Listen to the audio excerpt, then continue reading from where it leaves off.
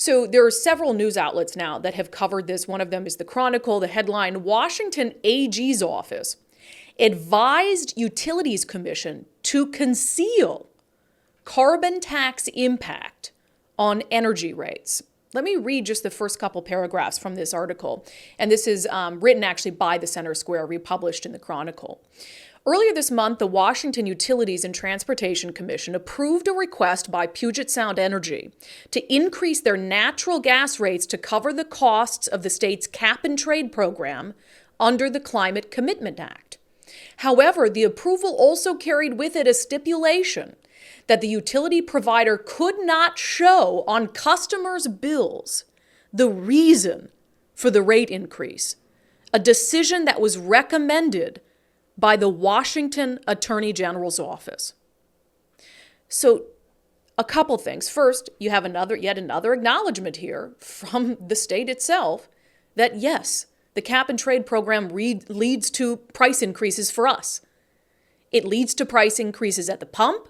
It is now leading to price increases if you're a Puget Sound Energy customer. And PSC told the UTC, again, the Utilities and Transportation Commission, it needed a 3.25% increase in overall bills for all natural gas customers to generate $16.8 million required to cover their losses under the carbon tax program, the cap and trade program. So again, we have two things happening here simultaneously. One, yet another thing that acknowledges what we already know is, of course, the carbon tax is increasing costs for us. Of course it is. We know this. We're not dumb. But the second thing is, which I think is the most egregious element of this, is they want to hide it from you.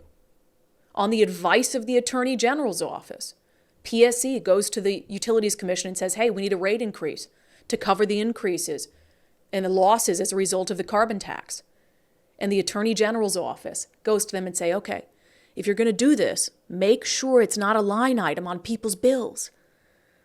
So that when you and I see that our Puget Sound Energy bill is higher, that we won't associate it with the cap and trade program.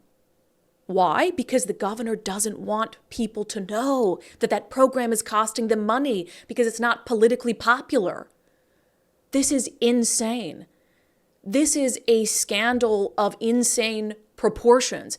And again, I'll go back to Todd Myers with the Washington Policy Center, who has been right on every single aspect of what the cap and trade program would do. He wrote about this for Washington Policy Center. His headline, Washington State Utility Commission's brazenly dishonest ruling admits climate tax increase prices. In it, he wrote, in a remarkably brazen decision, the UTC commissioners wrote, quote, we agree with public counsel, again, the Attorney General's office, that PSC should not include the proposed carbon reduction charge as a line item on customers' bills. Todd writes, what reason did they cite for hiding their decision from customers whose bills have increased? They say it would be confusing. Quote, public counsel correctly observes that including all program charges on customers' bills would quickly result in lengthy and confusing bills. So simply put, they think you're stupid. Their excuse for gaslighting you to hide something that is not politically popular and that Democrats don't want you to know about is to call you stupid and to say, hey, if we put that on their bill, they'll get confused by it. Todd writes, it gets worse. The, quote, public counsel referred to by the UTC commissioners is Nina Switaki, who works in the office of the Attorney General. The job of public counsel is to represent ratepayers at utility hearings.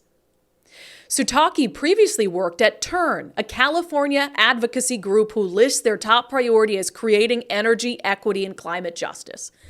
For the love of God, again, let's try to consume that bit by bit. So here you have a public counsel. It's an attorney at the Attorney General's office. Her job, her specific job at the Attorney General's office is to represent your interests, ratepayers. But instead of doing that, this woman who used to work for a California-based advocacy group, which lists their top priority as creating energy equity and climate justice, recommended that line item, that the increase related to the governor's carbon tax, which is related to his climate agenda, that it not be put on your bill. Yet she's a public attorney who's supposed to be representing the interests of ratepayers? No, what is she representing? She's representing the interests of climate activists. She's representing the interests of Governor Jay Inslee, who has tried at every juncture to hide from you what the real impacts to your pocketbook would be from his carbon tax, which was his baby, his pet project. You guys, this is crazy stuff. Again, people should lose their jobs over this. That attorney should lose her job over this. I genuinely think that this is something that could get people or should get people taken out of office. I just want to go through one more time just to really underscore the scandal involved in this. And this is not a political issue. I'm not looking at this through the lens of someone who has a political bias or a political agenda. I would encourage Republican, Democrat, wherever you are on the spectrum to really look at this absent any sort of political considerations for the party of the people involved. From the very beginning, Governor Jay Inslee wanted a carbon tax. He thinks it's necessary to save the planet. Okay. He does it. He denies for years that carbon tax would increase prices at the pump. He denies it for years until he can't deny it anymore because gas prices went up about 50 cents per gallon explicitly because of that carbon tax. So what does Jay Inslee do? He says, okay, well, I can't deny it anymore, so now I'll blame it on the greedy gas and oil companies. Let's put the blame on rich people so people don't put the blame on me. And this past legislative session, what did state lawmakers try to do?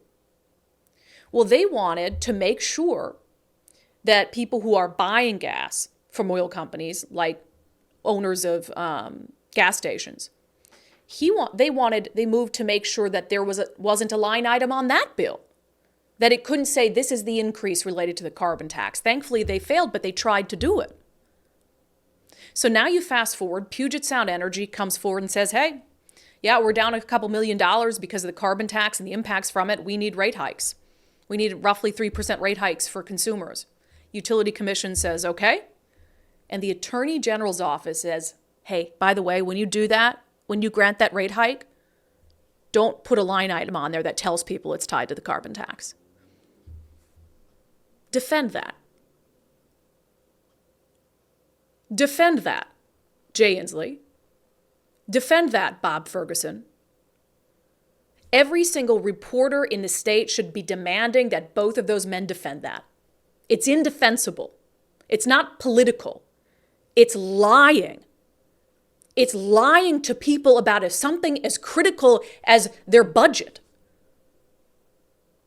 And it's coming from two men who don't have to worry when they stand at a gas pump about whether filling up their tank will mean they can't feed their family. It's coming from two men who don't look at their PSE bill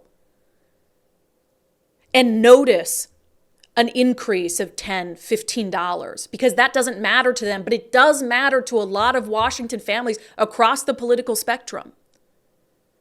And they think, again, this is what they said, they think you're too dumb. Their argument is you're too dumb to understand it. If they put those line items on your bills, it'll just confuse you. So just pay it, okay? Just pay it. Don't ask questions. Don't ask questions about why your bill is higher this month. Don't ask questions about why you have to reevaluate your family's budget because suddenly your money's not going as far, suddenly your bills are higher, suddenly the price at the pump is higher.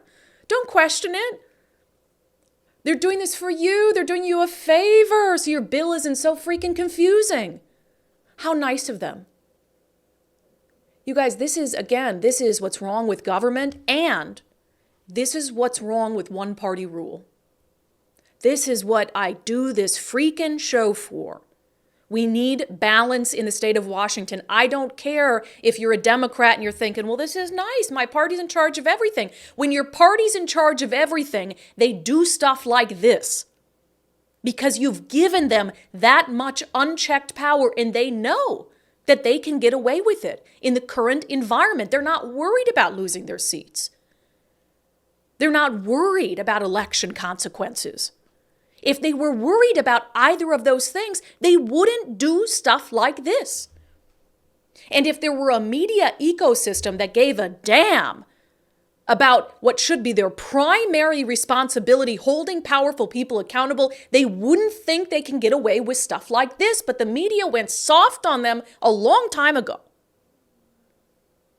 I'm genuinely pissed off about this because I don't like it when they mess with people's money and then lie about it and then gaslight people about it and say, we tell you why your bills go up, but you're too dumb to understand.